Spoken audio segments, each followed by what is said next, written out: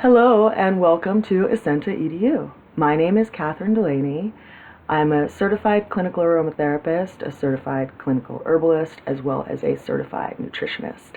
I recently just acquired my certifications in herbalism and nutrition, but my journey in botanical study started when I was around 14 years old, when I realized that I was sensitive to all synthetic fragrances. I couldn't use a lot of body care products on my skin because I would get rashes and hives, and I started studying essential oils.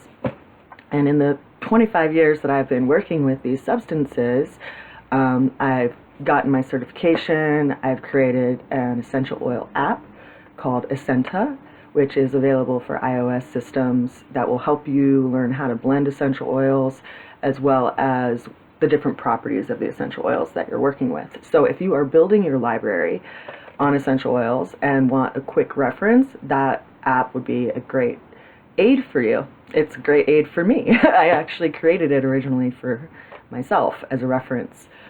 But I'm here with you today to talk to you about essential oil companies. In the last few years, I've started doing a lot more teaching, and also I'm excited that I'm going to be teaching more at the Colorado School of Clinical Herbalism, and we're going to be developing an aromatherapy program there, yeehaw, which will eventually be able to be taken online as a distance learning course. That's really exciting. I'm also developing an online course through Teachable to help people get acquainted with the various essential oils, the chemistry of them, where they come from, the sustainability involved in actually creating them. And that's going to be a 10-week course that's going to be starting up here in a couple weeks.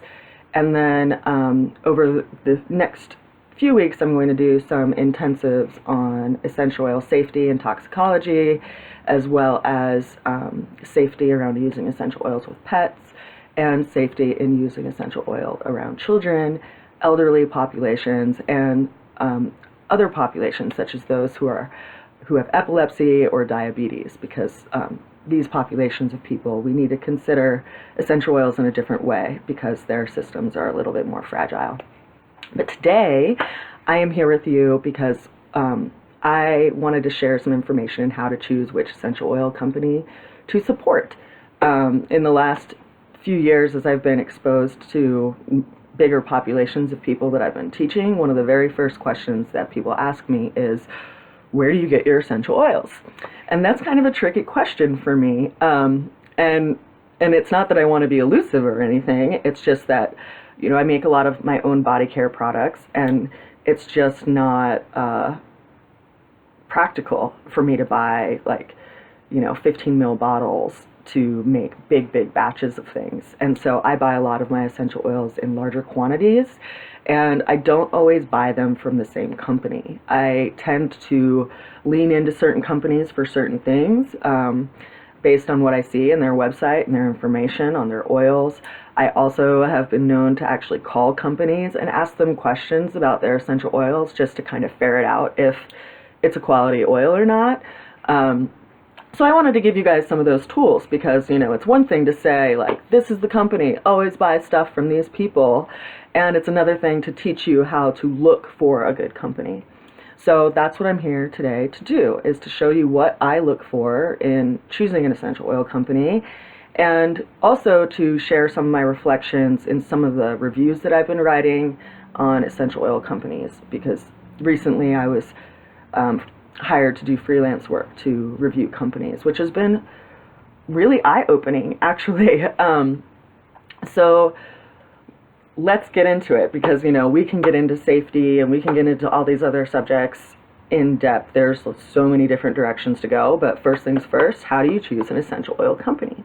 So essential oils, they're concentrated substances. It takes a huge amount of plant material to make them, and so it's really important to know what plant you're actually working with when you're working with an essential oil. And the reason is because there are common names and there are actually Latin names for the plants. And we may say, for instance, I love lavender, right? But there's lavender angustifolia, there's lavender latifolia, and these differentiations will tell you what their chemistry is so that you can know where it's going to be the most use. And so if we always are looking at things in common name, we may not know, for instance, that spike lavender wouldn't necessarily be appropriate in the same instances that lavender angustifolia would be.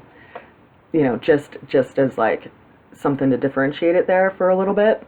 So things that you're going to look for when you are looking at essential oil companies are, do they list the Latin name on that bottle? And that's key information for you in working with essential oils, because it's going to really dictate if that oil should even be used, and in what way should it be used. Alongside that, we also want to see what plant part is being distilled in the process and is in that bottle. And as an example, for instance, when we're looking at cinnamon, a lot of companies are encouraging the use of cinnamon bark. And if you actually look into materials that are written by trained aromatherapists throughout the last 20 to 30 years, cinnamon bark is actually discouraged from being used altogether. And the part of the cinnamon tree that is actually encouraged to be used, or is considered more safe to use, is the leaf of the cinnamon tree. So, why would that be? Well, cinnamon bark is a lot hotter. It can actually burn you if a vial of it breaks in your pocket. And it's not very sustainable, when you have to peel the bark off of a tree to distill it versus, distilling the leaves and still getting that cinnamon, warm, stimulating quality without having to actually damage the tree. So you want to look for that, like what plant part did they distill? Because, if we go back to lavender, if it's just the flower buds versus like all aerial parts of the plant, it's going to be a very different cost and price point of that plant, because someone had to actually just do the buds versus all the aerials, and you're going to get different chemistry in those aerial parts than you are in just the bud of the plant. So those are two things first and foremost to look at: is there a Latin name, discussed, and what plant part is actually being distilled. Okay, so you know what you're working with. Alongside that, you want to look at, does this company offer organic essential oils? Why is that important? Okay, so companies that are growing huge, vast plots of one specific plant, it can encourage bugs and different, weeds and things into that area, depending on how well they take care of their space and if they use, ladybugs for aphids as opposed to chemicals. And it's important to know if it's organic, because these biocides that are used on the plant do actually come through the essential oil.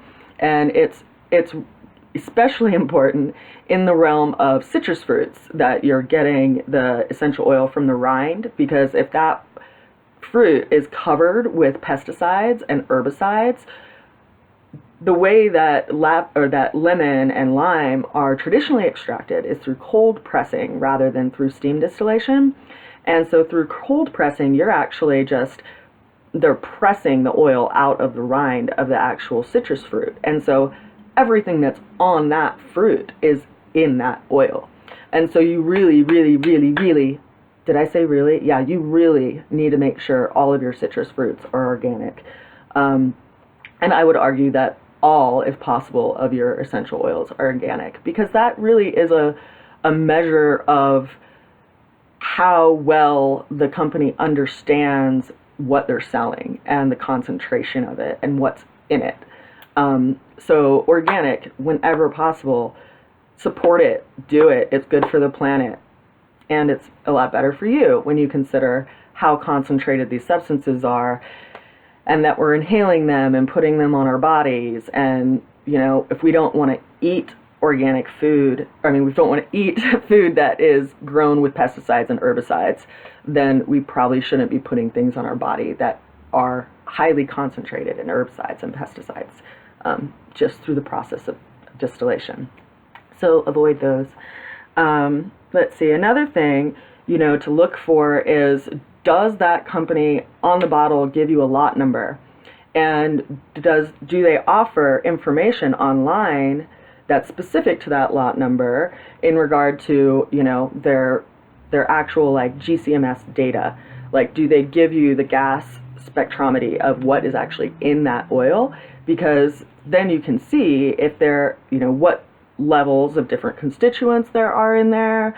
You can also see if, for instance, you grow a sensitization to an oil, what it might be that you're sensitive to. And just to like tie on to that note around the sensitization issue, you want to look for, does the company give you instructions on how to use this essential oil? Do they tell you how to dilute it? Do they tell you how to dilute it properly? And that is kind of a slippery slope in a way, because I would actually discourage people from relying on one specific company to educate you. And in a few minutes, I will show you some resources and books that I have come to really highly value in the 25 plus years that I've been studying and working with essential oils. And I'll share those with you so you can, add them into your library, or get them, if you can, through some kind of online access, because it is really important to understand the substances that we're working with, because they're so stinking concentrated. So, just a step back from that, does the company give you instructions? How are they encouraging you to use essential oils? And I, in the last, few months that I've been reviewing essential oil companies, things that have come up that have kind of like made my eyeballs pop out of my head are companies that encourage the ingestion of essential oils, and companies that encourage that practice without giving any caution to it. And, I'm going to get a lot more into this in my class around essential oil safety and toxicology, because it's a really important subject considering how many people are ingesting essential oils indiscriminately. But just to like touch on this for a minute, essential oils are highly, highly, highly, highly concentrated substances. So, it takes 200 pounds of lavender buds to create 16 ounces of essential oil. And when you break that down, it creates roughly 31 grams, or an ounce, of lavender, which, we look at an ounce as like a little shot glass, but an ounce of lavender is actually like a good amount of volume to look at as in a jar, and it only makes 5 drops of essential oil. That's a pretty concentrated substance, okay? And when we consider essential oils, we need to start looking at the fact that even though they're all derived from plants and they're natural, they're all very, very different, right? So if you consider oregano, right? Oregano's hot. And lavender is warm or cool, neutral-ish. It's a lot more gentle of an herb. And so essential oil companies that are encouraging ingestion of essential oils and don't give any kind of safety precautions are like a huge red flag for me as someone who's studied essential oils for a very long time. And the reason that is because up until about maybe 10 years ago, every single resource I have ever studied has discouraged the ingestion of essential oils. And then I came upon a resource that actually gave instructions on how to use it and use them in that way, and referred to something called GRAS, which is a designation by the FDA. It's an acronym meaning generally regarded as safe, and it's referring to consumption of a specific plant. And the way that they determine if something is generally regarded as safe is that there's a history of use throughout the course of time and people haven't injured themselves or died from it, right? And so this generally regarded as safe designation is specific to food. It's specific to things that we use to flavor food, things that we use to prepare food and beverages. And that when you go into this data in like their actual like website to learn, you know, how do they designate this and what qualifies. They're very, very, very specific to state that GRAS does not speak to any kind of supplement or anything that you would be taking for long term. It's only referring to things that you would flavor food with or prepare food with.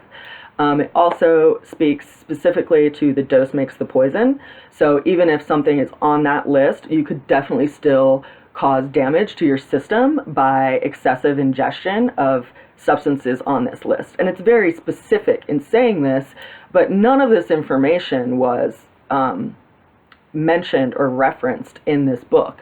You know, so it kind of like started the fire under me as far as understanding why does this whole group over here discourage ingestion? And then there's like essential oil companies who are selling essential oils who are encouraging ingestion.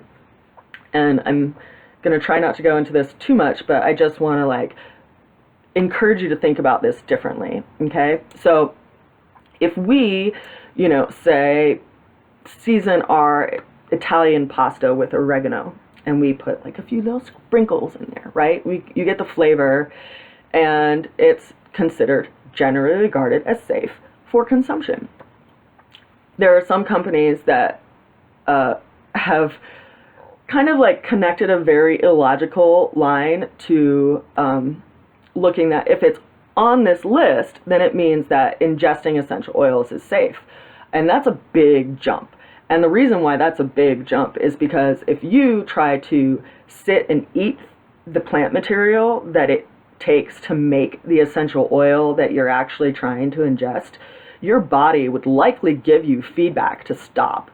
And, you know, I've done this with people, you know, who have like ridden the train of like, oregano is the thing, you know, it's going to kill everything bad and I'm going to ingest it. And then they tell me how much, you know, how many times they like accidentally burn themselves. And it's not an accident. Like, oregano is hot. Oregano will burn you, and you need to dilute it. And a lot of essential oil aromatherapy books will actually discourage you from using it at all. So that's something to consider, right? So if I were to say, okay, it takes this much oregano to create 2 drops of oregano essential oil, eat it. Or make a tea with it.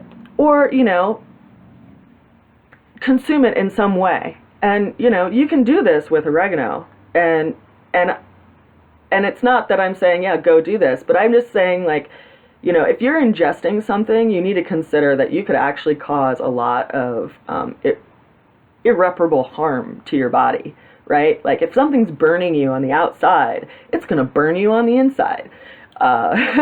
There's also things to consider in regard to chronic toxicity, which is, you know, people misunderstand that, like, if an essential oil isn't going to kill you, then it's not toxic. And it's important to remember that plants create essential oils in them to fight off insects and keep things away from them. So they're highly concentrated as a protective mechanism. And in that way, you know, we need to remember that our body has to process these substances. Our liver has to process these substances. Our kidneys have to process these substances. They move through us, and, you know, they're a lipid-based constituent, so they get stored in our fat.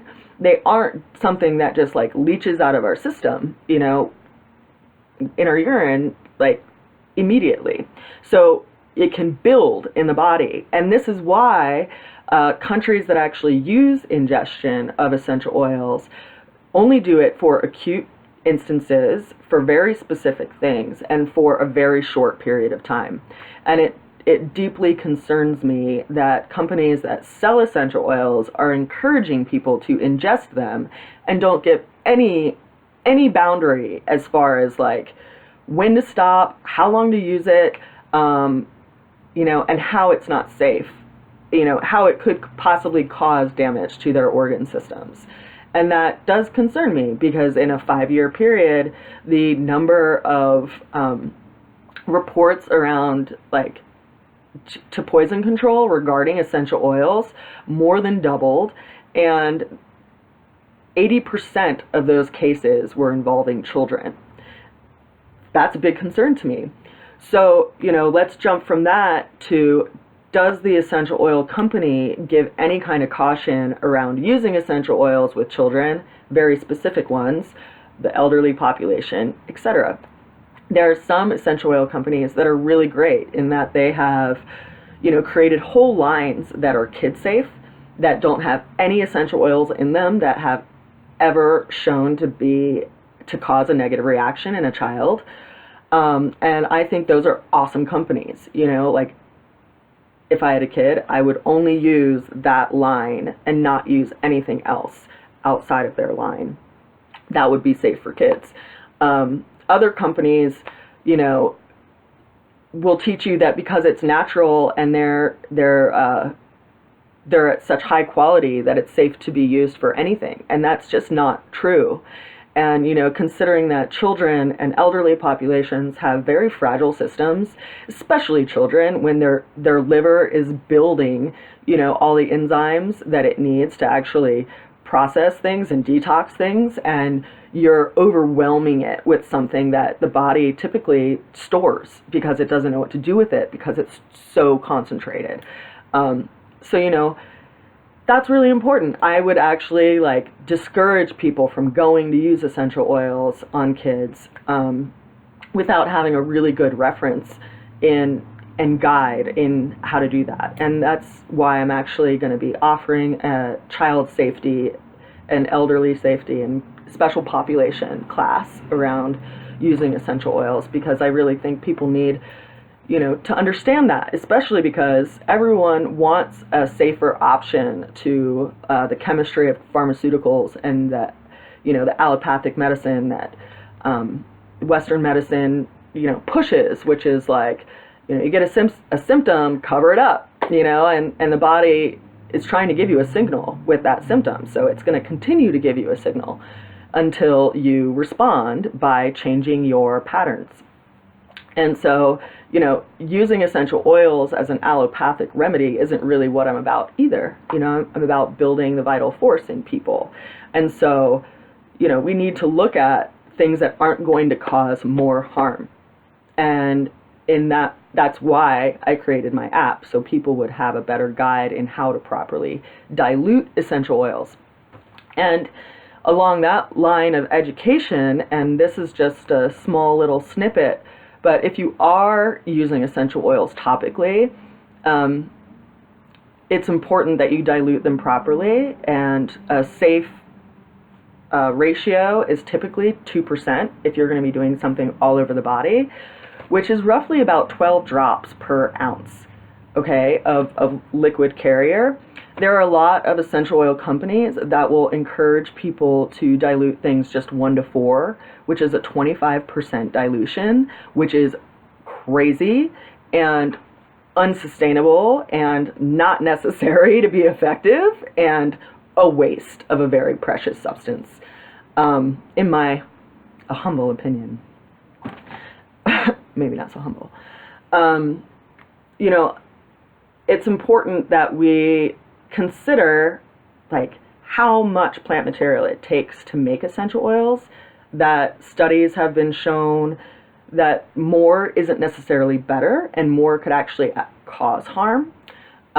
Essential oil companies that encourage you to put essential oils in water and swallow it as a daily practice, I would actually discourage for several different reasons. One is because a lot of essential oils can be caustic to the dermal tissue, and they float on water. So they basically coat the inner lining of your esophagus, and they aren't going to get where you want them to go in the body. So if you are on the train of being into ingesting essential oils, I would actually encourage you to ingest tea. In essential oils, you are only getting, the volatile constituents of that plant. So you're getting mostly terpenes, and you're basically becoming your own druggist, because there are actions associated with those terpenes.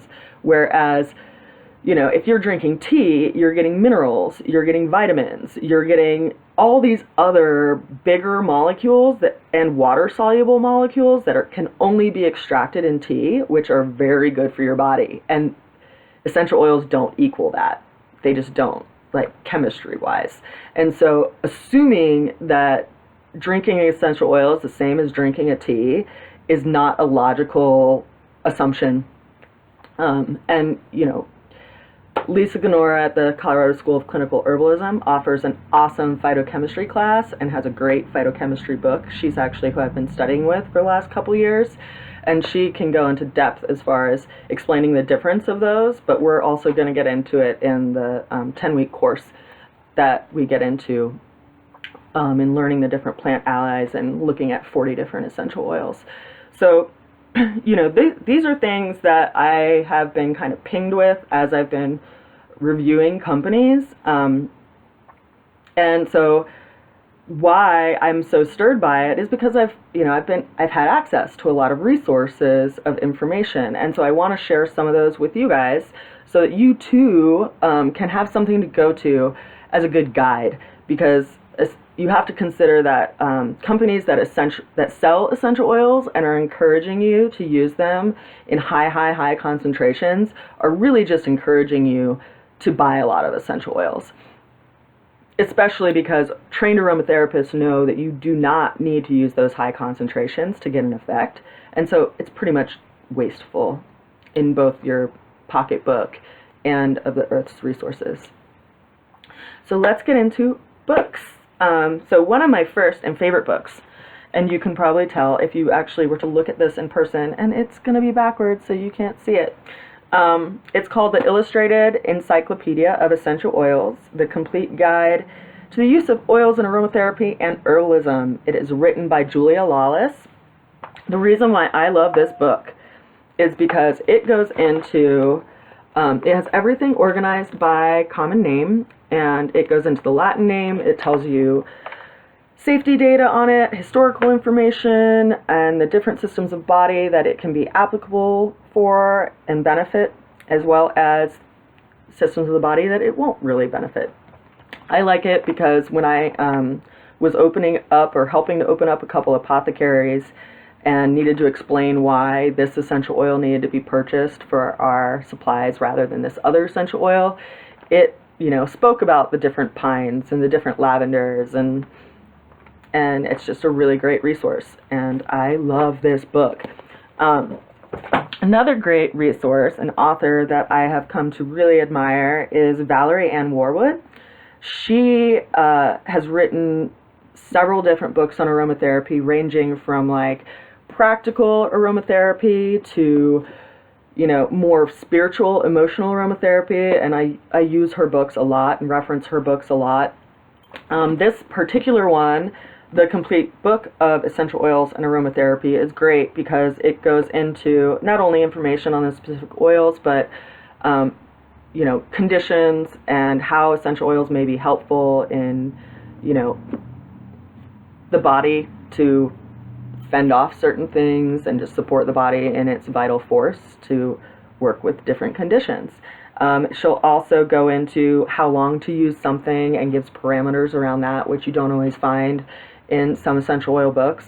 But I think it's important because they are concentrated, and we really should only be using them for a short amount of time and then taking a break from it, so our body gets that break too. Next book. Okay, next book is The Complete Guide to Aromatherapy, written by Salvatore Battaglia. I may not be pronouncing his name right, and I apologize if I'm not. This is the second edition. This is a resource that was part of the certification in aromatherapy program that I took with Lorraine Pounds, who is a nurse practitioner. And this is a great book because he actually goes into, he'll like snapshot a couple different references when he goes into an essential oil. He also speaks a lot more to chemistry in this book and gives a personality profile of them. It's kind of like this big holistic picture of each essential oil. And it's also, you know, he'll go into the chakra system. So this is a great resource as well. Kind of like my ultimate, most prized book at this moment is this one right here. It's a big boy. It's a big boy. It's also a second edition. It's the Essential Oil Safety Book, written by Robert Tisserand and Rodney Young, Robert Tisserand and Rodney Young.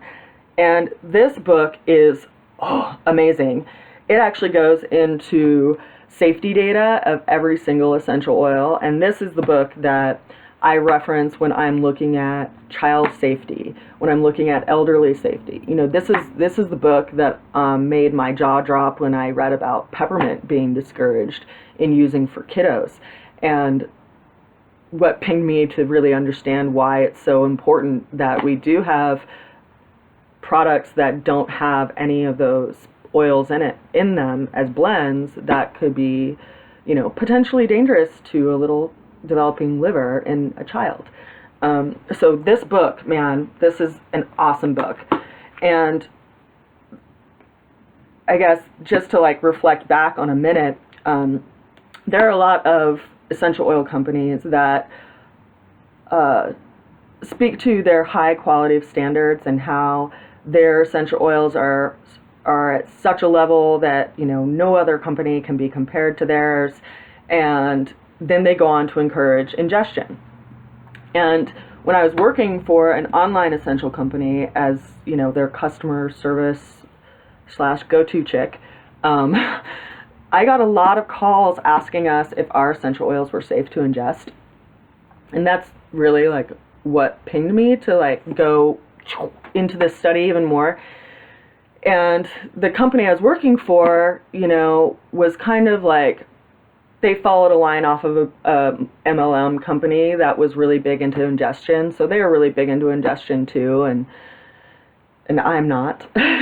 You know, for somebody who's worked with essential oils for 25 plus years, I actually don't ingest essential oils. I don't.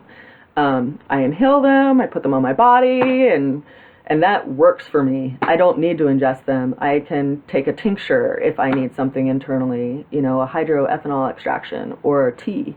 And, you know, companies that are encouraging ingestion kind of have this stance of like, our oils are of such high quality that, you know, they're not going to hurt you and you can ingest them and they're fine. And that's just not true. You know, a company's quality of an essential oil does not negate the caution that should be considered with that oil. You know, the most like divine, amazing, pristine peppermint extraction is still possibly going to cause neurotoxicity in a kid, you know, if it's used wrong and used consistently, you know, and it isn't any better or safer than, you know, another company's essential oils. You know, if you just disregard the whole idea of like adulteration, when we're just looking at essential oils like flatlined, if they're organic, if they're in the most pristine conditions, if they're blessed, if they're, you know, watered with filtered gold water, whatever, you know, they're still going to possibly cause harm to your liver, your kidney, and neurotoxicity if you ingest them. And if you are in the line of, you know, really being after it, like, no, essential oils, they need to be ingested. You know, I encourage you to look at like how French doctors use essential oils. You know, their history comes from using them in the battlefield. So they really respect them as medicine, and they do use essential oils in their hospitals, but they don't advise people to use them indiscriminately, to use them for long periods of time, or to just use them because they want to flavor their water. They don't do that. And so if companies are going to lean into, you know, the French method of using essential oils, then they need to respect how they actually use essential oils. Just a thought. So I hope that some of this stuff, I know some of it's been kind of a tangent, I'm really passionate about this, but I hope some of it's been useful, and in regard to, you know, how do you choose an essential oil company, and not only just that, but like if you do favor some of these, you know, bigger multi-level marketing companies, I'm not against you. That's fine. That's okay. I just want people to be safe. You know, I want people to respect this form of medicine because it's really highly concentrated, and, you know, it's really powerful, and it can do amazing things for us, and it can also cause irreparable harm. There are people who have ingested essential oils for just a couple weeks and then gone into the doctor to figure out what's going on with them, and they encourage them to stop drinking immediately, and they don't even drink alcohol. And it's because the essential oil that they've been ingesting is actually causing harm to their liver. So, these are things that I consider. If you do, buy oils from these companies, I'm not necessarily saying that they're bad companies or they have bad oils if they encourage ingestion. I'm just saying they're absolutely illogical and not really connecting the right dots. But aside from that, I really encourage you to get this book. This one. There are a lot of other books too that are great. But this one specifically goes into, and this is the Tisserand book, the second edition. It's like a $60 to $80 book, and it's almost 800 pages. But he really goes into it, and that will give you an understanding of, why rosemary, even if it's wonderful, can still, trigger seizures in epileptics, even if it's this wonderful rosemary created by this elite essential oil company. Quality does not negate caution. That's like my biggest message. And when you look at an essential oil company, look out for certain things. Are they organic? Do they give you information? Can you research and can you access, information in regard to like what chemistry is in that oil, so that if it's even what you want to use, or if it, if you want to maybe support a different company. So me, I get essential oils from probably 6 different companies, and part of that is I go to companies that specialize in some things, like small distillers, because I really want to support them, even if it's a more expensive oil, because it's like quality level 10 to 2 of like a lot of the bigger companies I've found, because they have more heart in it. They're like not trying to mass produce a lot of oil. They're producing oil for a small community, and I like to support them. I also like to go to like certain regions. Not all essential oils companies have the same variety of essential oils. Some companies have 100 essential oils. Some companies have 50, but 10 of them are really rare things. And so I do source from many, many, many different companies. But when I go into looking at them, I look for all of these different things. Like, can I get organic? Do I know the Latin name that's there? That the plant was sourced from? What country was it sourced from? Because, maybe if something was, grown in an area of the world that has in the past had like bombs dropped on it or things like that, even though I would love to support those people, maybe I don't want a plant from that area that's actually like cleaning the dirt and, processing that so that it's then in my essential oil. So I look for the country that it's in, if there's data on it as far as chemistry, if it's organic, and if they give any kind of safety information. And if they don't, and I'm really attracted to an oil, then I go into my books and I learn how to use it and how to work with it. And that was part of the reason why I made the app called the Esenta Aromaticum app, so that you could also reference things really quickly. Just so you can know, like, what can I do with this oil? Or I have a cough and none of the oils that I have would be useful, so which one do I need? And can I get it, locally? And if I can't, do I have that as a tea? So there are certain things that you want to look at or look for when you're considering an essential oil company. So I hope that this information was helpful. In the coming weeks, I am going to be offering, more intense safety classes. So if you would like, access to that information, or want to get on my mailing list, or have a question or comment on anything that I've said above in this, then just comment below, and I'll try to speak to those in some of those classes. I also look forward to doing more live, YouTube things. I need to figure out all of my technology to do that first, because it's not like a quick thing. But that will be coming, and I will be having a 10-week course on Teachable starting late this month, where people will be able to look at, 4 to 7 different essential oils per week, and looking at their chemistry, their history, their production, their sustainability, safety considerations, and how to use them. And that is my goal for helping people to get a better relationship with these aromatic allies that's a little bit deeper and better understood. So thank you so much for taking the time to watch this today. I hope you got some useful information and are thinking about some things in a new way. I hope you have a wonderful day, and blessings to you.